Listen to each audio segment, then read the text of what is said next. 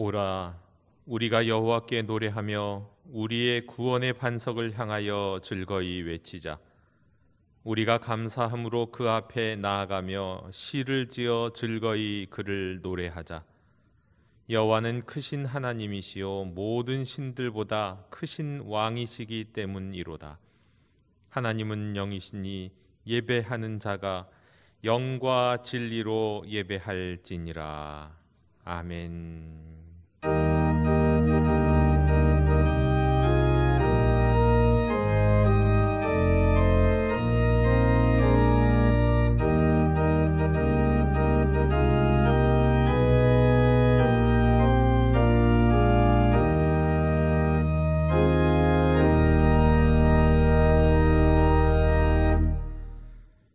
죄악 가운데서도 저희를 버리지 아니하시고 오직 은혜로 인도하시는 전능하신 하나님 아버지께 영광을 돌립니다.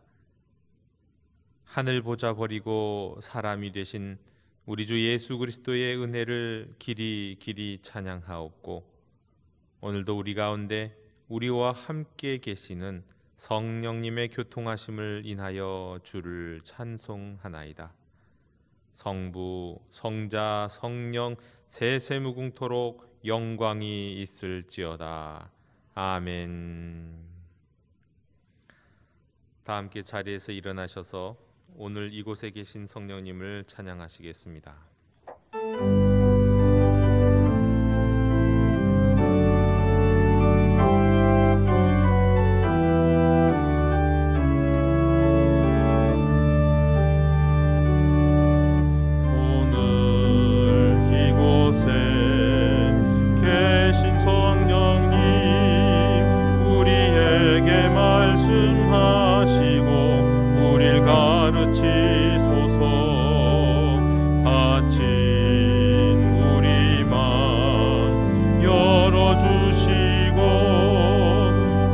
빛으로 밝혀 우릴 인도하소서.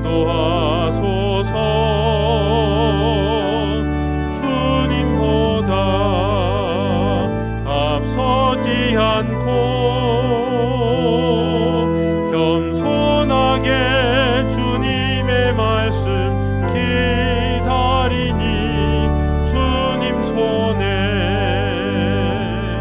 우릴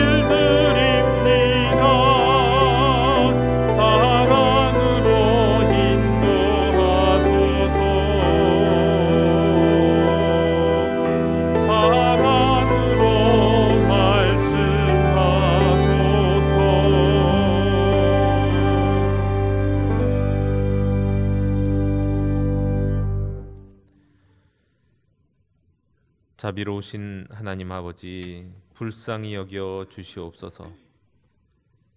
진실한 마음으로 하나님을 따르지 않았던 저희들의 생활에 공허함이 가득했습니다. 세상적 지식은 있었지만 하나님을 섬기는 참 지혜는 없었고, 육체의 자유는 있었으나 보람 있는 열매는 맺지 못하였고, 물질은 있었으나 참된 만족은 없었습니다.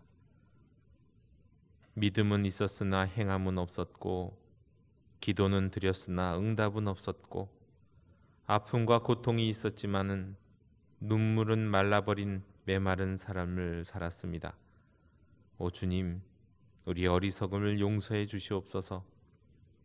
메마른 대지를 적시는 비와 같이, 풀잎에 내리는 아침 이슬과 같이 주님의 사랑과 은혜로 저희의 영혼을 적셔 주시옵소서. 주님의 은혜를 사모하며 회개하는 우리 모두에게 참된 지혜와 신앙의 열매와 기도의 응답을 주시옵소서. 죄사함에 감격하는 눈물도 주시옵소서. 주여 자비를 베풀어 주시옵소서.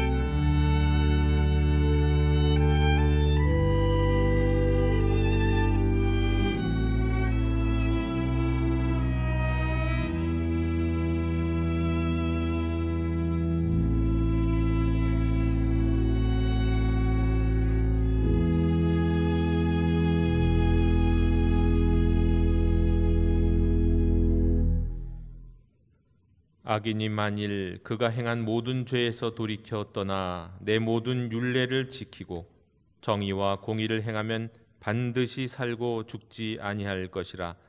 그 범죄한 것이 하나도 기억함이 되지 아니하리니 그가 행한 공의로 살리라. 아멘.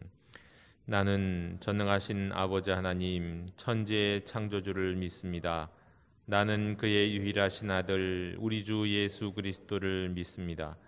그는 성령으로 잉태되어 동정녀 마리아에게서 나시고 본디오 빌라도에게 고난을 받아 십자가에 못 박혀 죽으시고 장사된 지 사흘 만에 죽은 자 가운데서 다시 살아나셨으며 하늘에 오르시어 전능하신 아버지 하나님 우편에 앉아 계시다가 거기로부터 살아있는 자와 죽은 자를 심판하러 오십니다. 나는 성령을 믿으며 거룩한 공교회와 성도의 교제와 죄를 용서받는 것과 몸의 부활과 영생을 믿습니다. 아멘. 다 함께 자리에 앉으셔서 성시교독 19번을 교독하시겠습니다.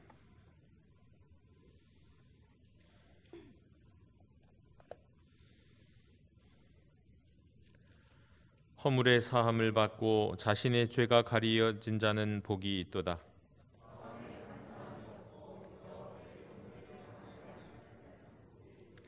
내가 입을 열지 아니할 때에 종일 신음함으로 내 뼈가 쇠하였도다.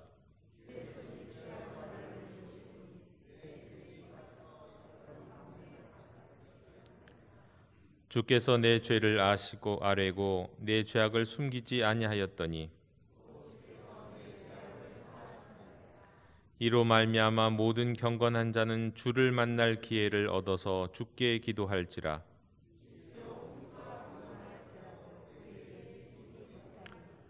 주는 나의 은신처이오니 환난에서 나를 보호하시고 너희 의인들아 여호와를 기뻐하며 즐거워할지어다.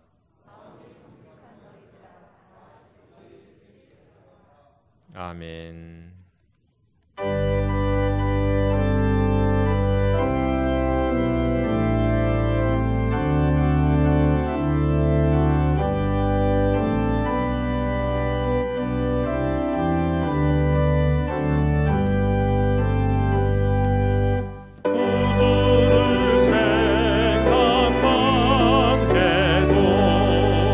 이렇게 좋거든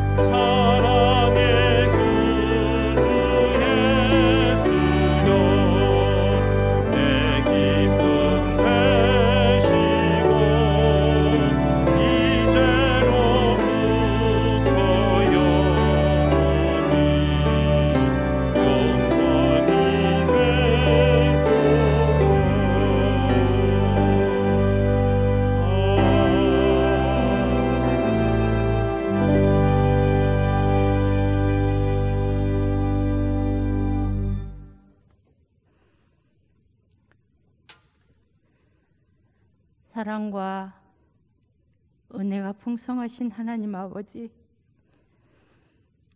만세 전부터 우리를 택하시고 지금까지 우리 모두를 사랑하시니 감사와 찬송과 영광을 돌려 드리옵나이다.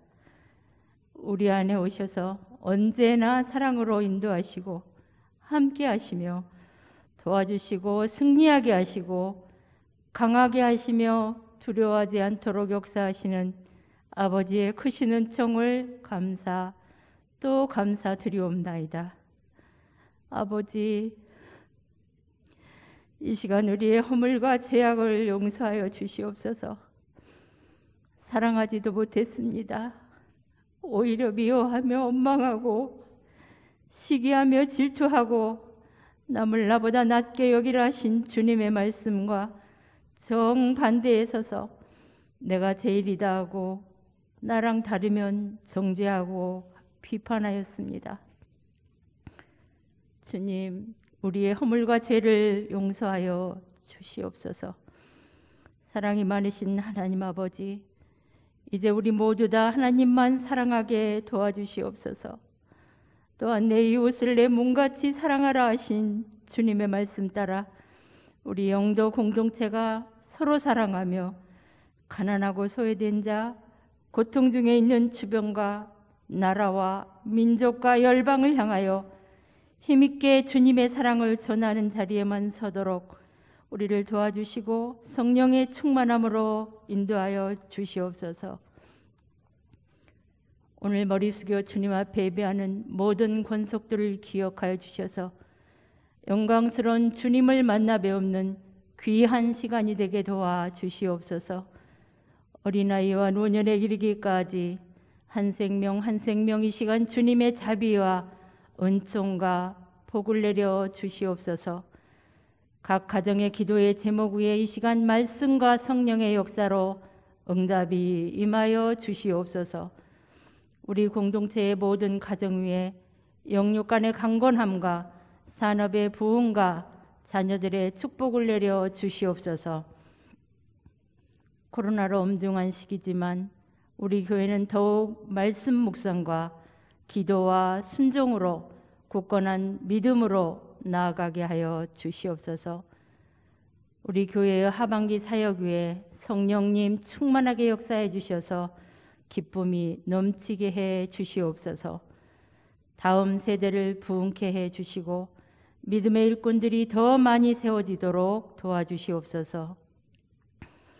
아버지, 우리에게 보내주신 박경원 담임 목사님을 위해 기도하오니 언제나 하나님의 말씀만을 능력 있게 선포하는 끝까지 하나님께 인정받고 사랑받는 종이 되게 하시고 사역 위에 성령의 기름을 부으셔서 맡기신 어린 양들을 주 예수님께 잘 인도하도록 도와주시고 영육 간에 강건케 도와주시옵소서. 이 예배의 시종을 주님만 주관해 주시고 주님만 영광을 받으시며 하늘의 은혜와 은사를 우리에게 내려 주시옵소서.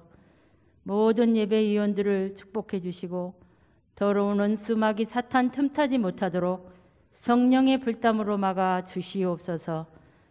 이 모든 말씀 우리 구주 예수 그리스도의 이름으로 간절히 기도드리옵나이다.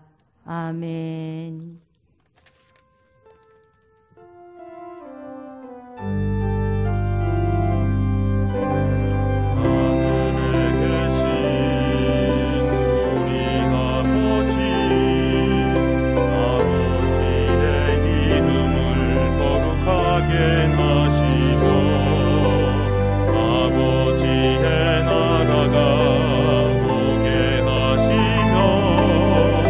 아버지의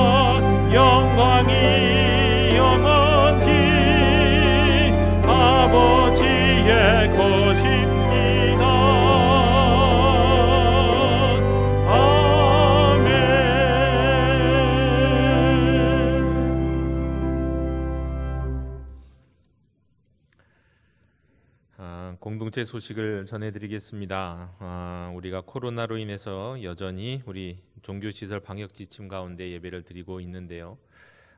올 11월이 되면 이 지침이 바뀔 것 같습니다. 그때까지 잘 또 우리가 지침을 준수하는 가운데서 예배를 잘 드렸으면 좋겠고, 또 그때가 되면 더 많은 분들이 우리 예배당에서 교회 학교를 비롯해서 모두가 다 예배당에서 마음껏 예배 드릴 수 있는 그날이 속히 올 수 있었으면 좋겠습니다. 기도해 주셨으면 좋겠습니다. 주일 예배와 수요 저녁 기도회, 또 새벽 기도회, 금양로 기도회가 본당에서 계속 있습니다. 우리 새벽 기도회와 금양로 기도회는 온라인으로 송출되지는 않습니다. 특별히 또 우리 금양로 기도회가 계속해서 기도를 드리고 있는데 많은 분들이 참여해 주셔서 감사하고, 또 우리가 이런 기도의 자리를 더욱해서 사모할 수 있으면 좋겠습니다. 우리 교회학교 부서들이 빨리 속히 온라인 예배뿐만 아니라 오프라인 예배가 회복이 되어서 우리 자녀들이 마음껏 하나님 찬양할 수 있는 때가 오기를 기도해 주셨으면 좋겠습니다. 오는 토요일에 우리 정책당회가 있습니다. 기도해 주십시오. 그리고 11월 21일 우리 성례주일이 있는데 여러분 입교와 세례를 원하시는 교우들 신청해 주십시오. 2022년 수험생 및 취업 준비생 명단이 있습니다. 주보에 대학 수학 능력 시험을 보는 수험생과 또 이제 졸업하면서 취업을 준비하는 우리 자녀들이 있는데요. 아이들을 위해서 기도해 주셔서 노력한 만큼의 열매를, 또 하나님이 이끄시고 인도하시는 진로를 잘 선택할 수 있게 해달라고 기도해 주셨으면 좋겠습니다. 셀 리더 인턴 교육이 수요일에 있습니다.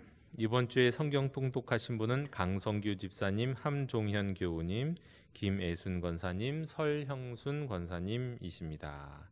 이상으로 공동체 소식을 모두 전해드렸습니다.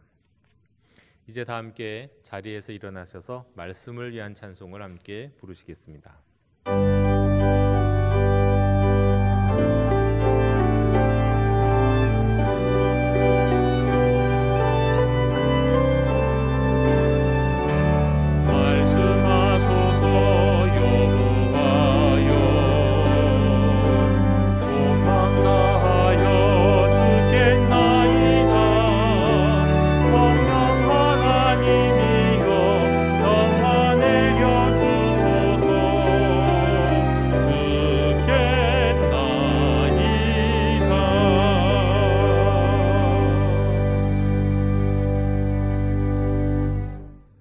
오늘 우리에게 주시는 하나님의 말씀은 출애굽기 33장 1절로 11절의 말씀입니다.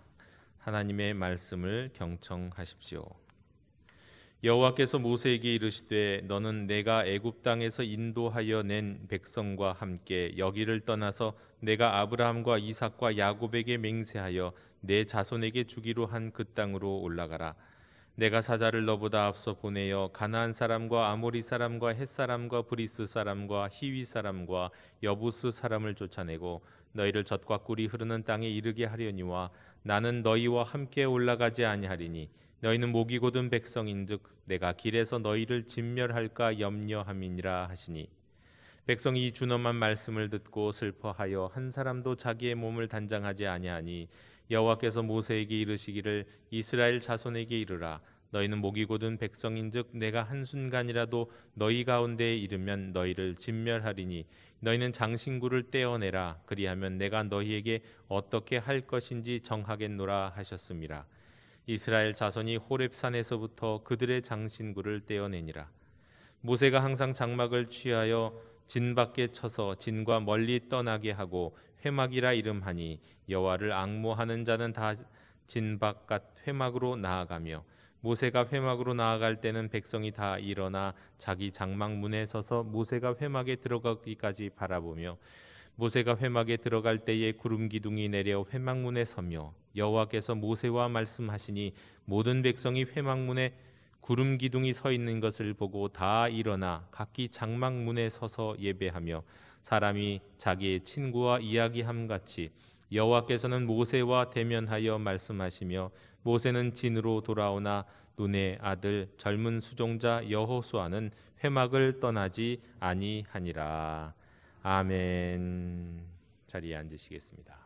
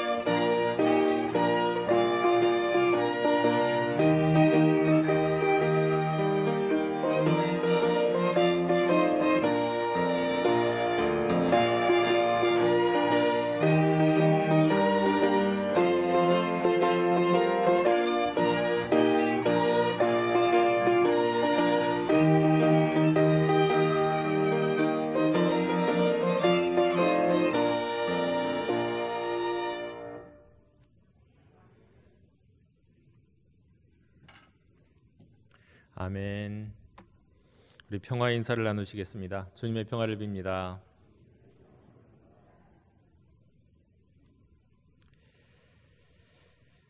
오늘 말씀은 우리 출애굽기 33장이지만 우리 32장의 말씀부터 쭉 이어가면서 우리 말씀을 나누도록 하겠습니다.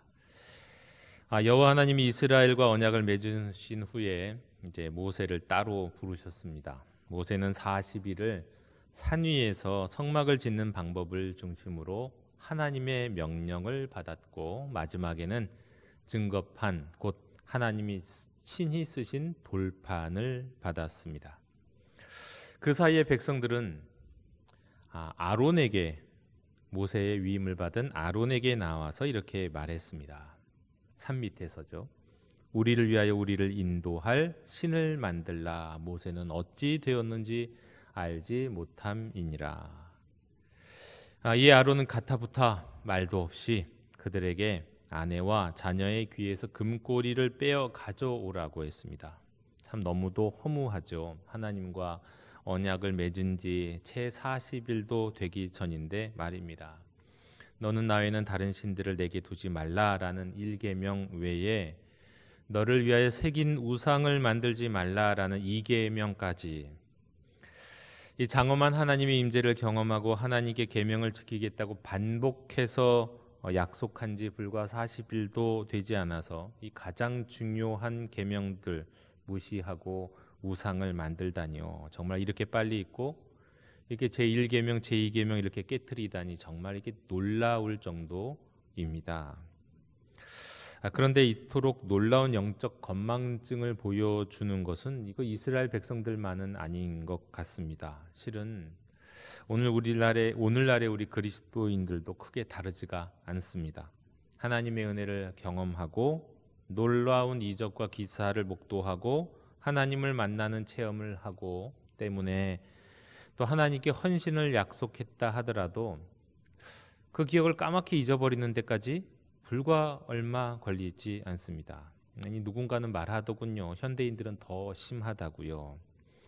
요즘은 작심 3일 하면 대단한 인내의 사람이라고 인정받는다고 하죠. 작심 3시간이라고 합니다.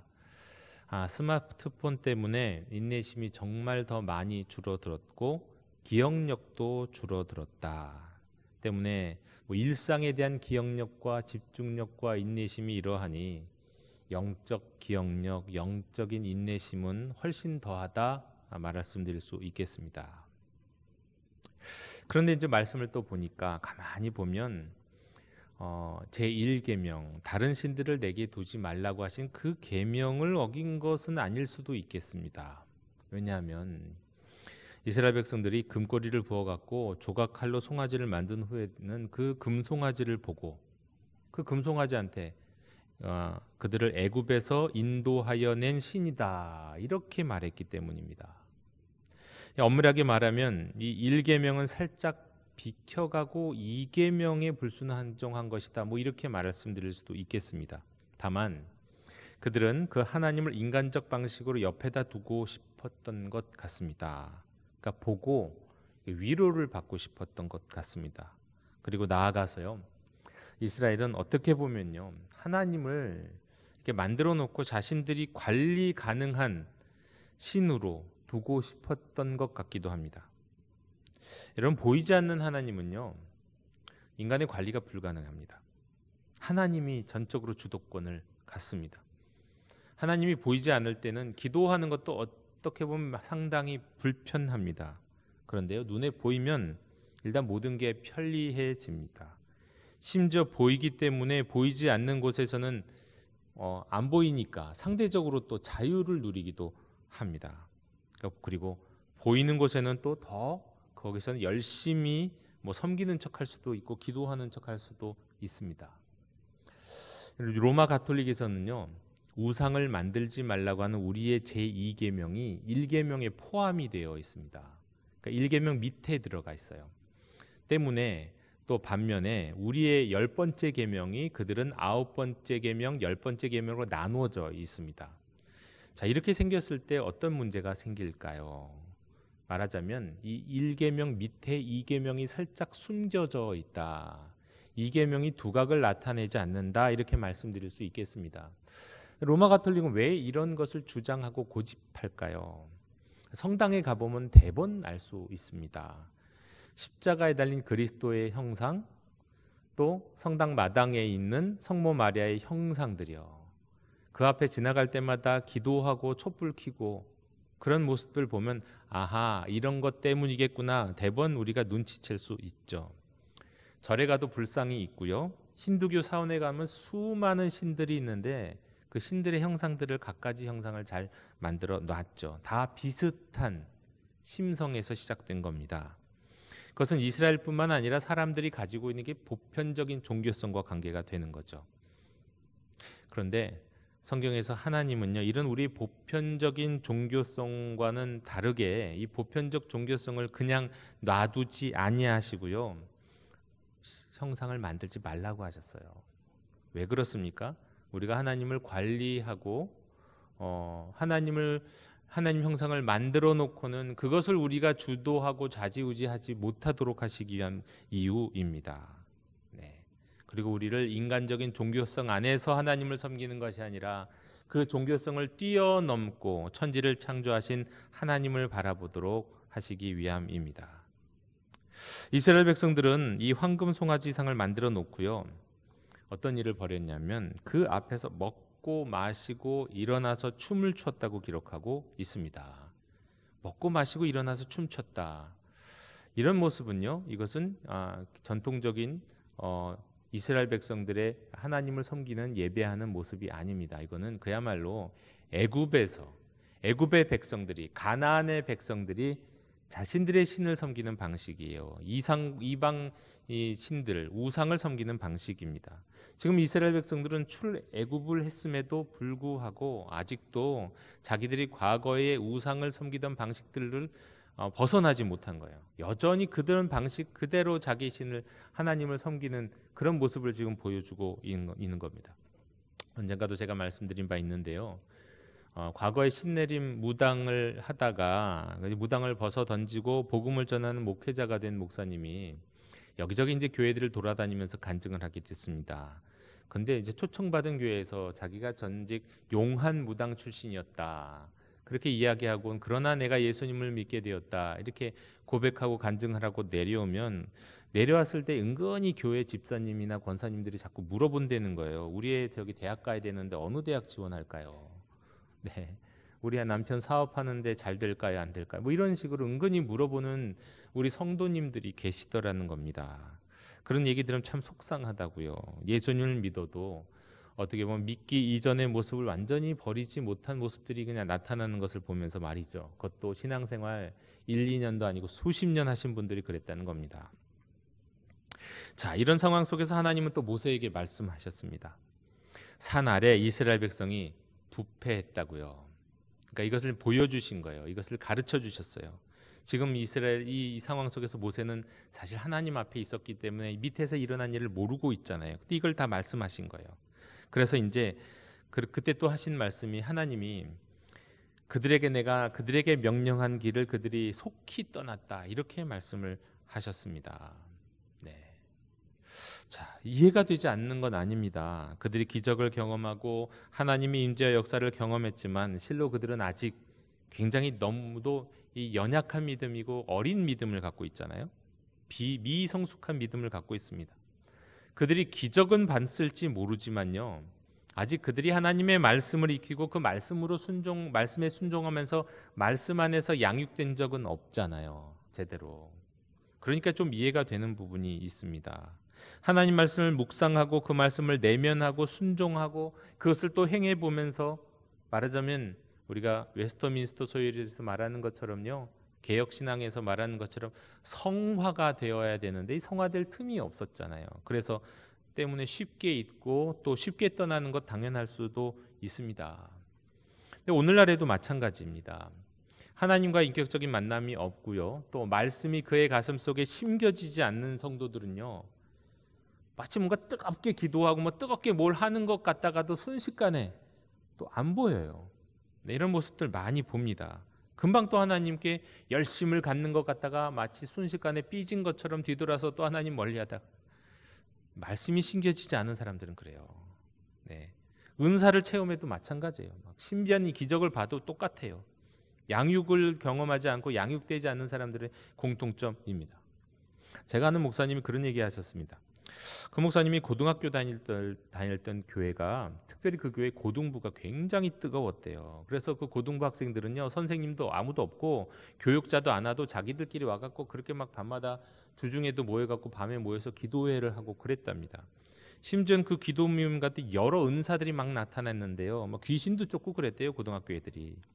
그런데 그 목사님이 이제 어느 순간에 이제 나중에 이 목사님이 됐거든요. 근데 어느 순간에 그때 그 친구들, 그 선배들, 그 동료들 뭐 하고 있나를 한번 찾아봤는데요.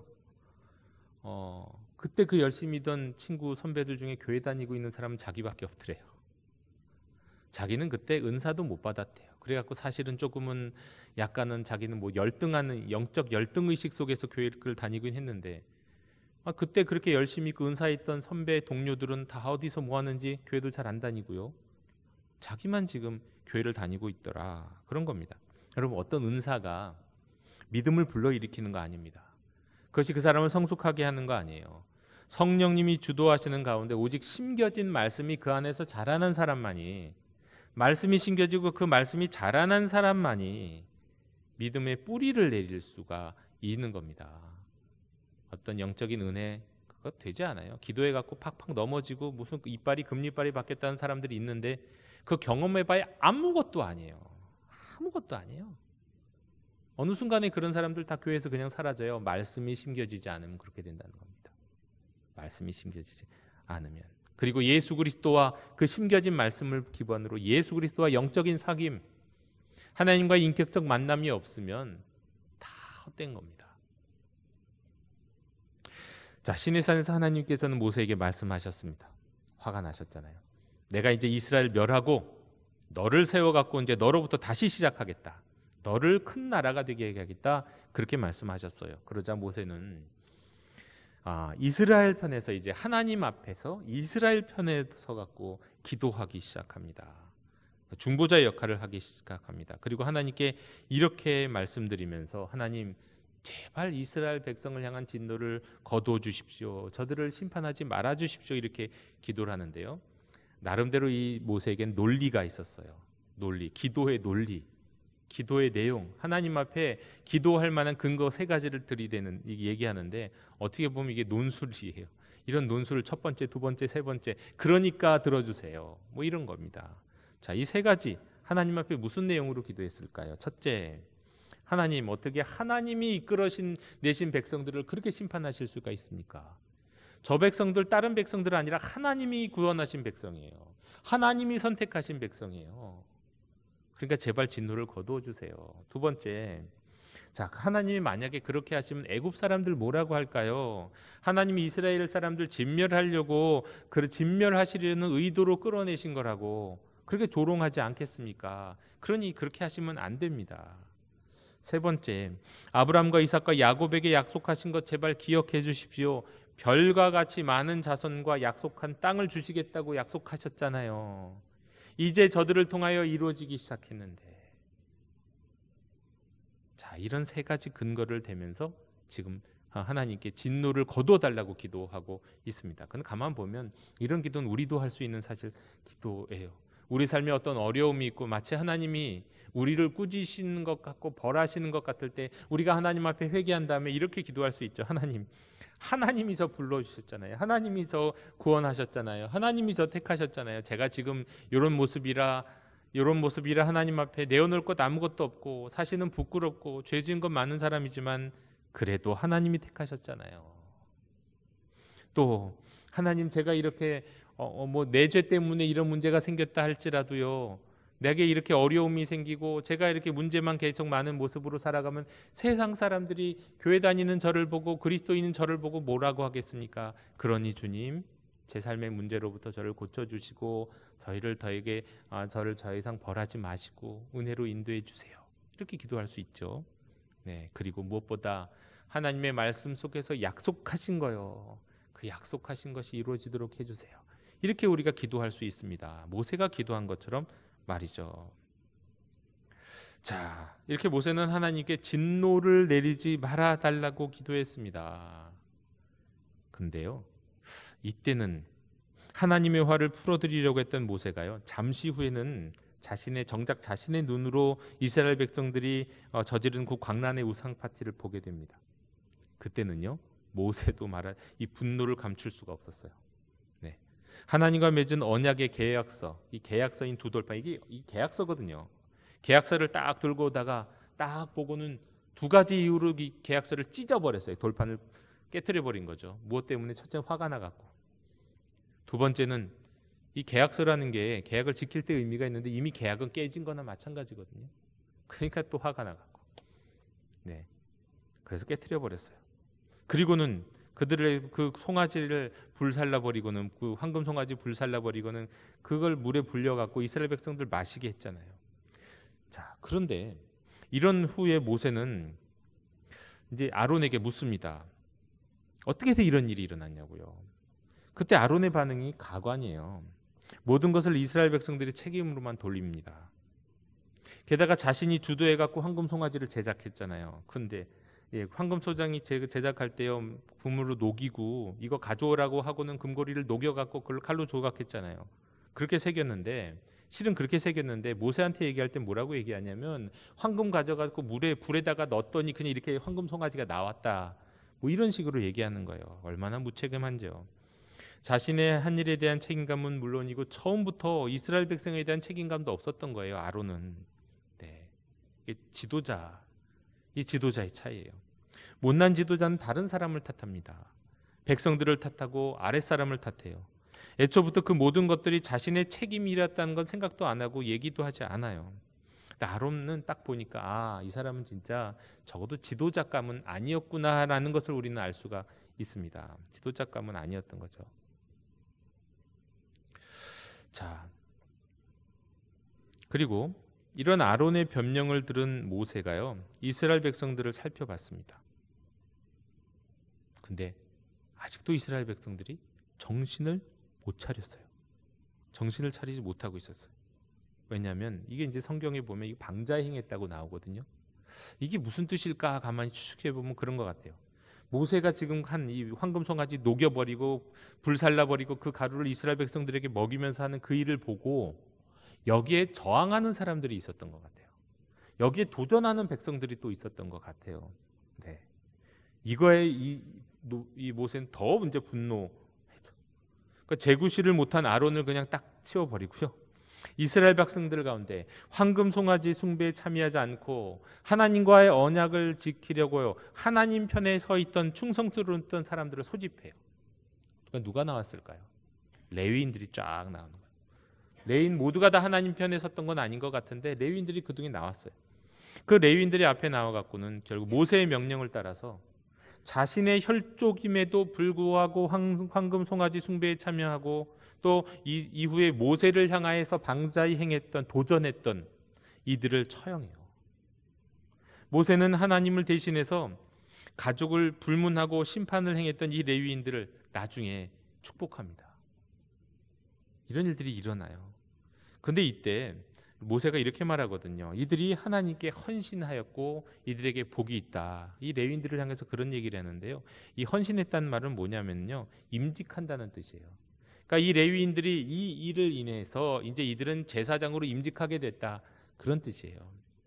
하나님 편에 서서 하나님의 일을 대신하는 그 길에 섰을 때, 심지어는 자기의 가족이나 혈족들까지도 심판하는 그 일에 참여했을 때 그런 일이 일어났다는 거죠. 자, 이 말씀을 가만히 보면 참 이건 해도 조금 너무하다. 심판을 해도 어떻게 가족이나 혈족까지 그럴 수 있지? 있을 수 없는 것 같은데 어떻게 그런 일이 있을 수 있지? 여러분, 우리는 성경에서 일어난 일들을 다 이해할 수는 없어요. 이해하지 못합니다. 다만 우리는 그런 생각은 단호하게 말씀드릴 수 있는 건 있죠. 예수님이 말씀하신 바, 제가 지난주에 말씀드렸잖아요. 예수님이 말씀하신 바, 이것이 율법이요 선지자라라고 말씀하신 거예요. 이게 바로 성경의 핵심이라고요. 뭐라고 말씀하셨습니까? 하나님을 사랑, 이웃 사랑이 율법이요 선지자라고 하셨잖아요. 그렇다면 율법의 진리는 하나님 사랑, 이웃 사랑이고 그 사랑을 실천하기 위한 방법으로 우리에게 가르치신 원리가 역지사지, 입장 바꿔 생각하는 거라고 말씀드렸죠. 이런 것들을 감안해 봤을 때 만약에 예수님이 모세의 자리에 있었다면 적어도 그런 일은 예수님은 허락하지 않으셨을 거예요. 이건 확신할 수 있어요. 모세는 그렇게 했다 할지라도 예수님은 그렇게 하지 않으셨어요. 다만 우리가 얘기할 수 있는 건 뭡니까? 예수님 뭐라고 그러셨습니까? 제자들에게 이제 결혼과 관련해서 이혼 중서를 넣고 이혼하는 것과 관련해서 그렇게 얘기하셨잖아요. 그 이스라엘 백성이 완악함 때문에 그렇게 한 거지 그건 본래 그렇지 않다라고 예수님 말씀하시면서 성경을 새롭게 해석하는 원리, 복음적 해석은 이렇게 하는 거야라고 말씀하신 거, 우리는 이것을 따라가야 되는 거예요. 그러니까 구약에 나와 있는 여러 가지 우리가 이해할 수 없는 잔인함들도 있고 이해할 수 없는 인간적 관습들이 있지만 그건 원래는 그게 아니에요. 인간이 완악해서 그런 거고요. 본래 하나님은 그렇게 그런 걸 원하지 않으신다. 우리는 이렇게 말씀하고 이렇게 해석할 수 있는 거죠. 또 우리는 이 이야기를 통해서 우리가 여기서 영적인 원리를 발견한다면 이렇게 말씀드릴 수 있습니다. 죄에 대해서, 특별히 공동체가 죄를 짓는 것에 대해서, 특별히 우리 가족과 공동체 안에 죄가 들어오는 것에 대해서는 얼마나 철저해야 하는가, 이것을 생각해야 된다는 거예요. 모세가 행했던 것들은 너무 잔인하지만 여기서 우리가 영적인 원리를 얻는다면 바로 그거라는 겁니다. 공동체 안에, 교회 안에, 하나님의 백성들 안에, 믿는 가족들 안에 어떤 작은 죄의 틈이라도 들어오지 못하도록 철저하게, 성경적으로 철저하게 그 죄가 들어오지 못하도록 해야 된다. 이것이 어떻게 영적 지도자의 할 일이다, 이렇게 말씀을 드릴 수가 있는 겁니다. 또 기왕 하나님 앞에서 회개하는 거면은요, 철저히 회개해야죠. 지금 이스라엘 백성들은요, 누구는 회개한다고 좀 자숙하는 것 같은데 누구는 어떻게 한 겁니까? 뭐 우리가 얼마나 잘못한 거야. 조금 고개를 숙이는 듯 하다가 나중에 막 또 내가 뭐 얼마나 잘못했다고, 내가 이렇게까지 잘못한 거 아닌데 뭘 그렇게 잘못했는데 하면서 고개를 쳐들고 지금 저항한 거잖아요. 그러다가는요, 더 큰 매를 맞는다는 거예요. 더 큰 매를 자초할 수도 있다. 그러니 회개할 때는, 회개할 거면 그냥 아예 바짝 낮춰서 회개해라. 중간에 자존심 세우고 중간에 자기 생각 세우고 그러지 마라. 고개를 숙여라, 그겁니다. 자, 그리고 이제 모세의 또 다른 진가가 나타납니다. 이러한 심판이 행해진 다음 날 모세는 백성들을 불러 모아놓고는요, 그들의 죄를 꾸짖습니다. 그리고는 내가 너희를 위하여 속죄가 될 것 싶으니까 내가 다시 하나님께로 올라가겠다, 산으로 올라가겠다, 그렇게 말해요. 그리고 하나님 앞에 나아가서 백성들을 위해서 기도하기 시작합니다. 이때 모세가 했던 기도가 아주 그 유명한 성경에서도 유명한 기도잖아요. 출애굽기 32장 32절에 그러나 이제 그들의 죄를 사하시옵소서. 그렇지 아니하시면 원하건대 주께서 기록하신 책에서 내 이름을 지워버려 주옵소서. 자기를 하나님이 책 안에서 지워줘도 좋다는 거예요. 네. 근데 여러분, 여기서 말하는 이 기록하신 책이라고 하는 거, 우리는 보통 생명책이라고 하죠. 근데 이 생명책을 조금 오해는 하지 말아주세요. 그 생명책이 저 천국 가고 천당 거기 기록되어 있는 생명책 아니에요. 여기서 말하는 생명책은 뭐냐면 이 생명책에 이름이 적혀 있을 때 그 사람은 살아있는 거고요. 이 생명책에서 이름이 지우면 그 사람은 죽는 그런 책이에요. 그런 생명책이에요. 천국 생명책하고는 다르다는 거예요. 그러니까 지금 모세는 무슨 기도를 한 거냐면요, 이스라엘 백성의 죄를 용서해 주시지 않으려면 내 생명 거두어가 주세요, 그런 뜻이에요. 그러니까 자기 생명을 걸고 기도한 건 맞죠. 자기 생명을 걸고 하나님께 기도한 거예요. 여러분, 기도는 그렇게 하는 거죠. 기도는 이렇게 하는 거예요. 진짜 절체절명의 상황에서 기도는 생명 걸고 하는 거 맞습니다. 생명 걸고요. 그런데 하나님은 뭐라고 응답하시냐? 나는 나에게 죄 지은 자는 내 책에서 지운다. 그러니까 두 가지 의미가 있는. 나는 나에게 죄 지은 자는 내 책에서 지운다. 모세, 네가 이걸 대신 속죄할 수는 없다. 너의 기도를 들어줄 수는 있지만 네가 대신 속죄할 수 있는 건 아니야. 그리고 또 그래서 일시적으로 심판을 유보하세요. 일시적으로. 그러나 결국 그 심판의 날에는 그 죄에 대한 봉을 받게 될 거다. 그렇게 말씀을 하십니다. 여러분, 여기서 모세가 이스라엘 백성들의 죄를 짊어지고요, 그들의 죄를 속죄하기 위해서 산으로 올라가는 그 장면, 그리고 산으로 올라가서 하나님께 용서를 구하잖아요. 어디서 본 것 같지 않으시나요? 이 장면이 어디서 본 것 같지 않으세요? 심지어 자신의 생명을 걸고 기도하잖아요. 물론 모세의 기도 같은 경우는 모세가 원한 대로 되진 않아요. 그리고 잠시 그냥 그 심판이 유보되는 정도였죠. 여러분, 이 장면을 가만히 묵상하면 우리는 이 장면 속에서 장차 수천 년 이후에 일어날 역사적 사건, 예수 그리스도의 십자가 사건을 바라보게 됩니다. 주 예수 그리스도께서 모든 인류의 죄를 속죄하시기 위해서 갈릴리 언덕에 오르세요. 십자가를 지고요, 죄를 지고요, 그리고 십자가에 달려서 자신의 생명을 하나님께 내어 드리잖아요. 그리고 저들의 죄를 용서해 달라고 기도하시잖아요. 바로 이 예수님의 모습의 그림자가 바로 오늘 말씀 가운데 모세에게 있었던 바로 이 사건이라는 겁니다. 모세의 속죄는 온전하지 못했어요. 하지만 예수 그리스도의 속죄는 그를 믿어서 순종하는 모든 이들에게 이르릅니다. 그 효과와 능력과 스케일은 완전히 다르다는 걸 알 수 있죠. 그러나 모세의 속죄 기도가 이스라엘 백성의 심판을 잠시 유보시킨 것과 같이 믿지 않는 이들에게 있어서도 이 예수 그리스도의 속죄의 십자가는요, 믿지 않는 이들에게 있어도 끝까지 어떻게 보면 그 심판이 유보가 됐어요. 언제까지요? 마지막 심판 때까지. 이런 점에서는 비슷하다고 말씀드릴 수 있겠습니다. 또 여러분, 동일시 회개라는 게 있어요. 동일시 회개. 실은 내 자신의 죄는 아니에요. 그런데 이게 내 가족의 죄, 나의 민족이 지은 죄라면 이걸 내 죄처럼 자백하는 회개. 얼마 전에도 메르켈이 이스라엘에 가갖고 이제 퇴임하면서 또 유대인들 앞에서 말하자면 독일인들의 죄를 어떻게 보면 회개했잖아요. 잘못했다고. 어떻게 보면 이게 동일시 회개예요. 메르켈 자신이 그렇게 한 건 아니잖아요. 그러나 독일인들이 그렇게 했던 거죠. 그게 메르켈이 바로 그런 걸 한 건데, 말하자면 모세도 그런 기도를 지금 하나님 앞에 올려드린 거예요. 내 죄는 아니지만 나의 죄처럼 하나님 앞에 내어드리는 거. 여러분, 모세가 그랬고요, 예수님도 그러셨어요. 예수님도. 그리고 오늘날 모든 하나님의 백성들도 사실은 이런 기도를 하나님 앞에 올려드릴 수 있어야 됩니다. 내 죄는 아닐지라도 나의 가족의 죄라면, 우리 교회의 죄라면, 우리 민족의 죄라면 하나님 앞에 내 죄인 것처럼 안고 기도할 수 있어야 돼요. 많은 사람들이 자신의 생각에 또 자신의 마음에 들지 않는다고 뭔가를 공동체 안에서나 나라와 민족에 대해서 지적하고 비판하는 걸 좋아합니다. 지적하고 비판하는 건 참 쉬워요. 네, 우리 이게 본성 같아요. 인간의 본성 같아요. 그런데 우리 그리스도인들이라고 한다면 지적하고 비판하기 전에 먼저 해야 할 일이 있다는 거예요. 그것이 내 죄인 것처럼 기도해라. 회개하고 기도해라. 가슴 아파하며 기도해라. 내 자식이 그런 것처럼요. 내 가족이 그런 것처럼 그런 미안한 마음과 불쌍한 마음과 통회하는 마음을 갖고 기도하는 게 먼저다. 그렇게 말씀드릴 수 있겠습니다. 모세는 하나님의 마음에 합한 사람이었기 때문에 그렇게 기도했어요. 또 이 장면에서 모세의 또 다른 모습을 볼 수가 발견할 수 있는데요. 모세는요, 당면한 문제, 이스라엘 백성들이 죄를 짓고 물론 그들에게 이제 회개하고 어떻게 보면 그들 안에서 작은 심판을 그 모세가 직접 감당하기도 했죠. 그 레위인들을 통해서.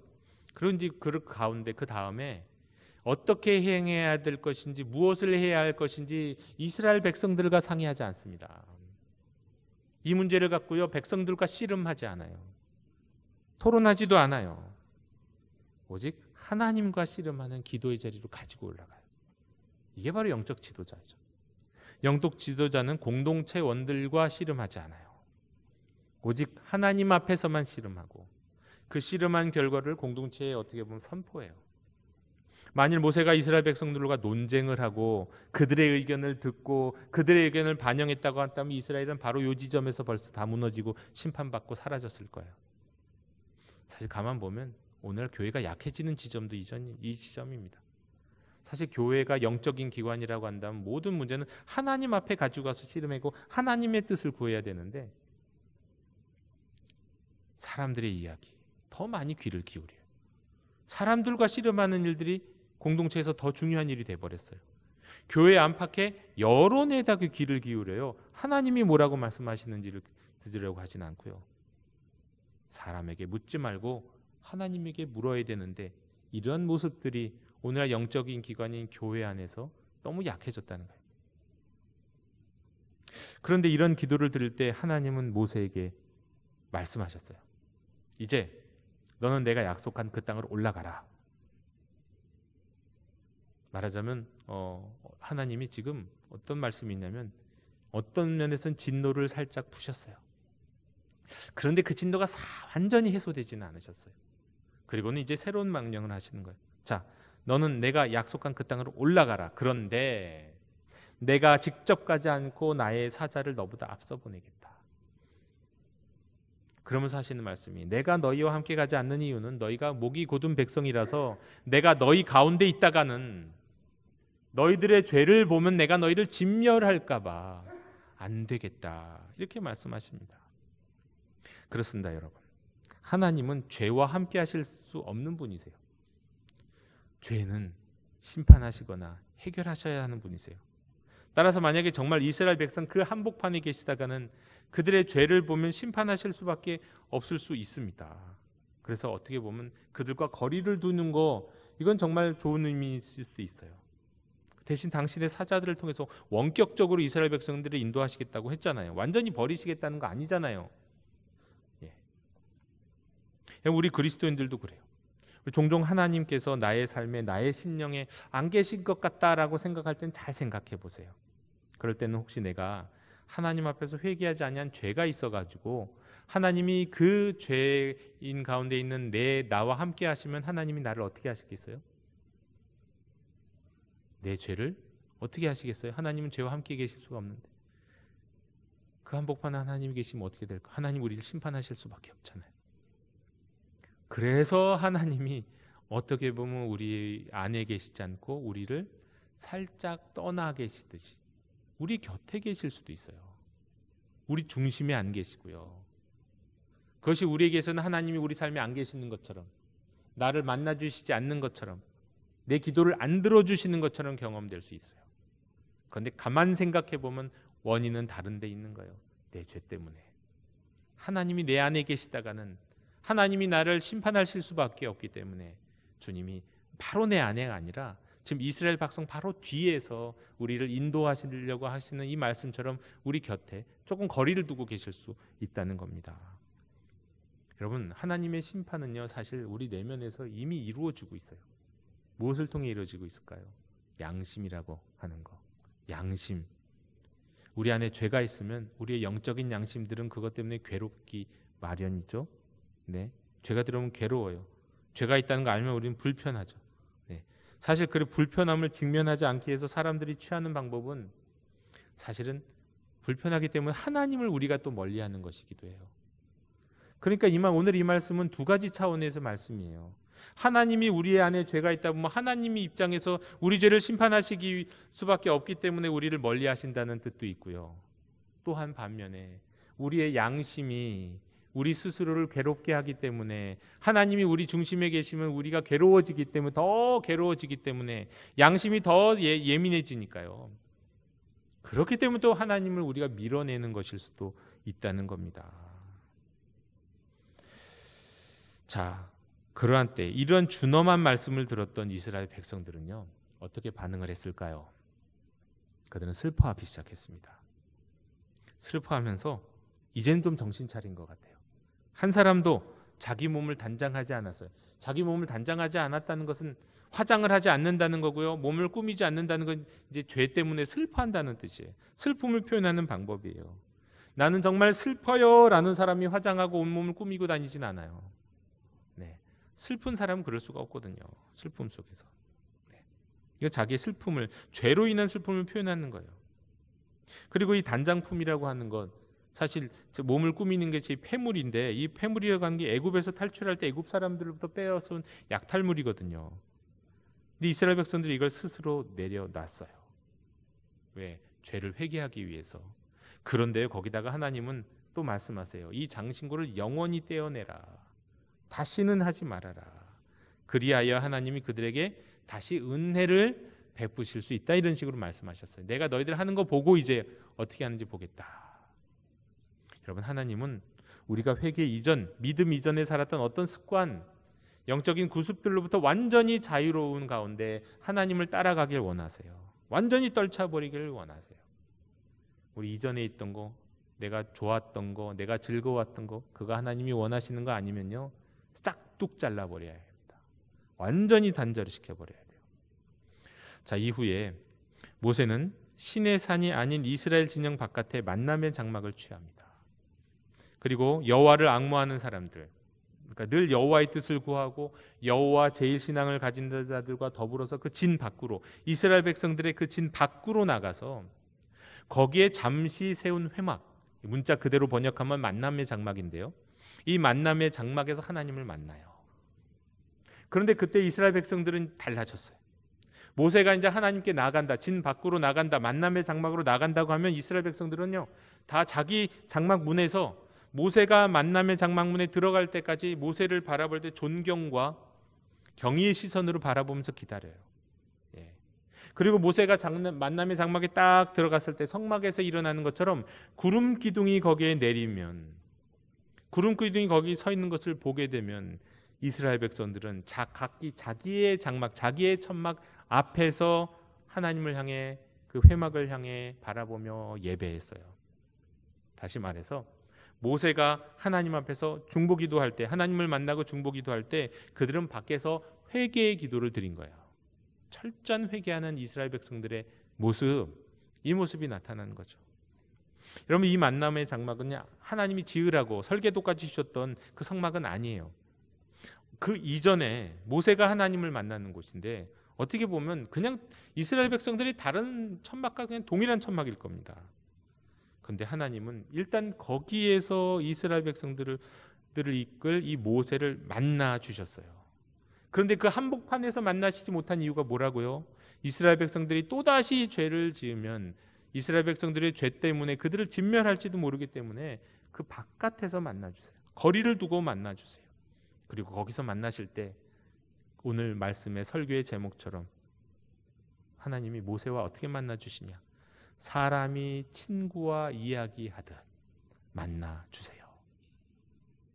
여러분, 모세는 하나님과 동행했던 에녹과 같이 일방적으로 하나님 앞에 제사를 드리고 하나님께 간구하지 않았습니다. 오늘 말씀에 보면은요, 어떻게 합니까?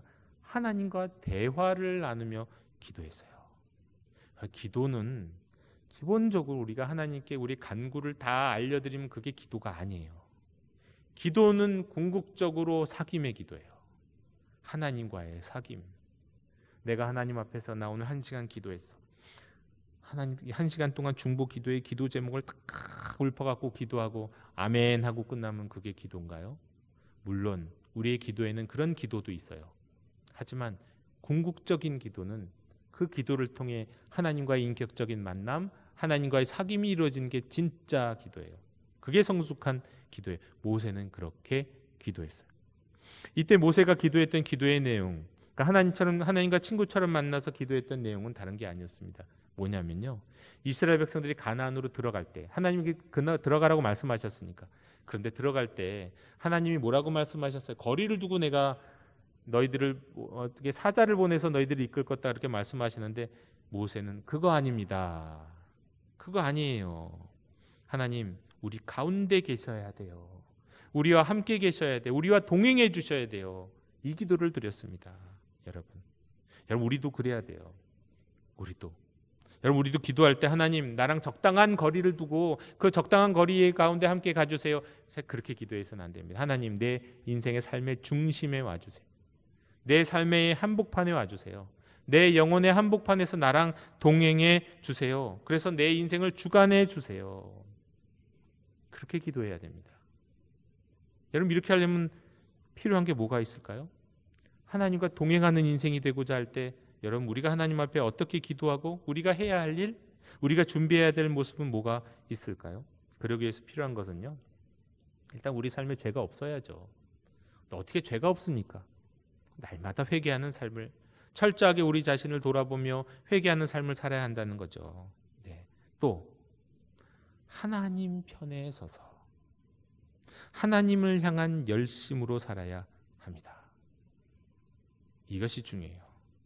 만약 이것을 불편하게 느낀다면 하나님은 우리와 함께 하시지 않습니다. 모세처럼 일시적이라도 회개한 이스라엘 백성들처럼 하나님의 영광을 사모하고 하나님, 우리와 동행해 주세요라고 기도하고 그런 갈망하는 마음을 갖고 있을 때 하나님 그 인생의 가운데 들어오시는 거예요. 또 여호수아가 만남의 장막을 지켰고요. 마지막 말씀에 보면 여호수아가 만남의 장막을 지키고 그 자리를 떠나지 아니하였다고 말씀하고 있어요. 오늘 읽은 말씀 가운데 보면, 그러니까 모세는 만남의 장막에 들어가서 하나님 만나고는 또 진영으로 들어갔는데 여호수아는 계속 거기를 지켰다는 거예요. 이 말씀도 여러분 주목하셔야 됩니다. 여러분, 여호수아가 누굽니까? 모세를 돕고 모세 다음 세대의 이스라엘의 지도자가 됐잖아요. 그는 언제나 하나님 편에 섰던 사람이에요. 이스라엘의 부패함을 따르지 않았어요. 나중에 또 나오잖아요. 이제 그 가나안 땅을 정탐했을 때도 여호와서는 항상 하나님 편이에요. 이스라엘의 부패함과 거리가 멀었어요. 늘 하나님을 사모하는 열심이 있었어요. 여러분, 하나님은 이런 이들에게 하나님의 역사를 맡기신다는 걸 기억하십시오. 네. 링컨의 참모가 우리 이렇게 기도합시다. 하나님이 우리 편이 되어 달라고 우리 기도합시다라고 얘기했을 때 링컨이 이런 말했다고 말씀드렸잖아요. 내가 염려하는 건 하나님이 우리 편인가가 아니라 내가 하나님 편인가이다고요. 우린 늘 하나님이 내 편이 되기를 원해요.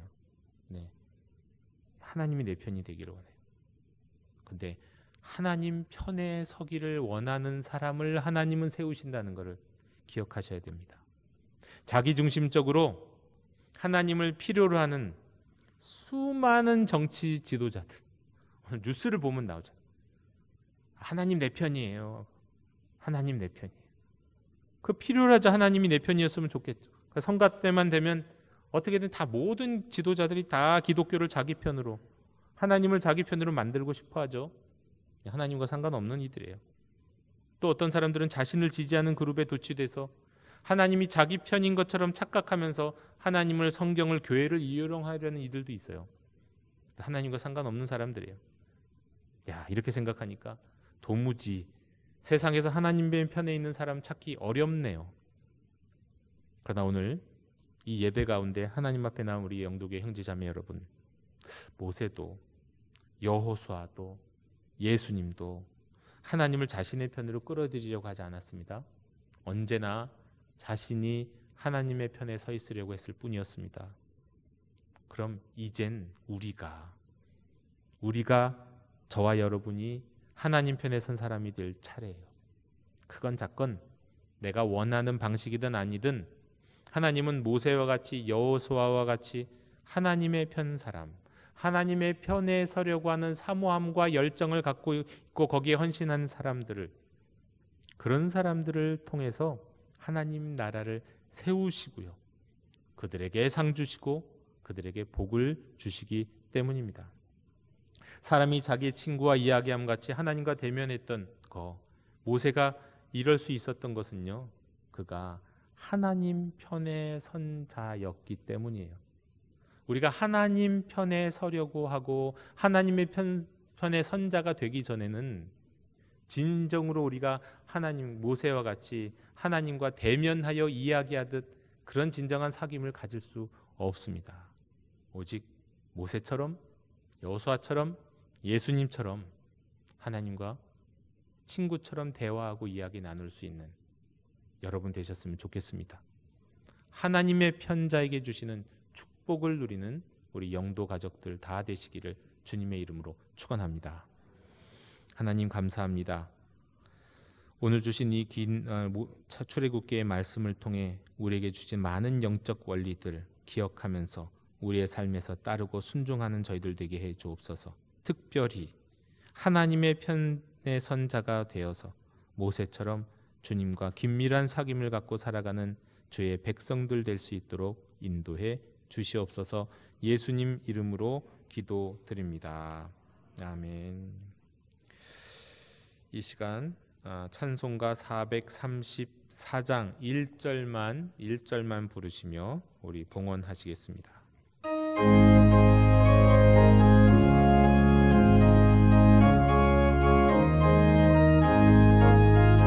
귀하신 친구 내게 계시니 나 주 안에 늘 기쁘다. 그 피가 내 죄 씻으셨으니 나 주 안에 늘 기쁘다.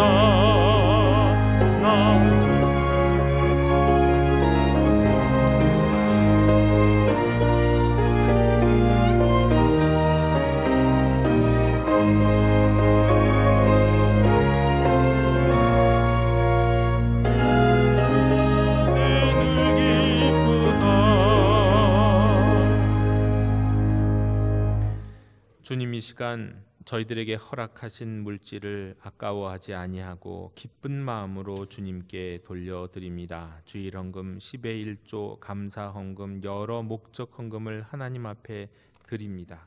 주님, 우리가 아끼지 않고 주님 편에 서는 가운데 하나님 앞에 정성껏 예물을 드리오니 기뻐 받아 주옵시고 우리의 삶에 늘 동행해 주셔서 하나님의 살아계심의 역사가 나타나는 인생들이 다 되도록 인도해 주시옵소서.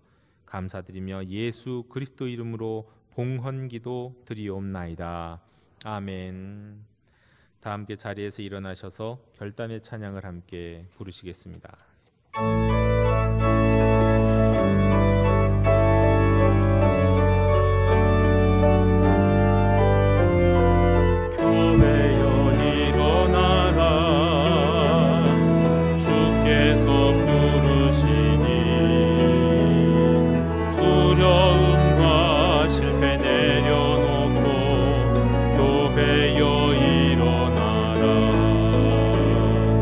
교회여 일어나라.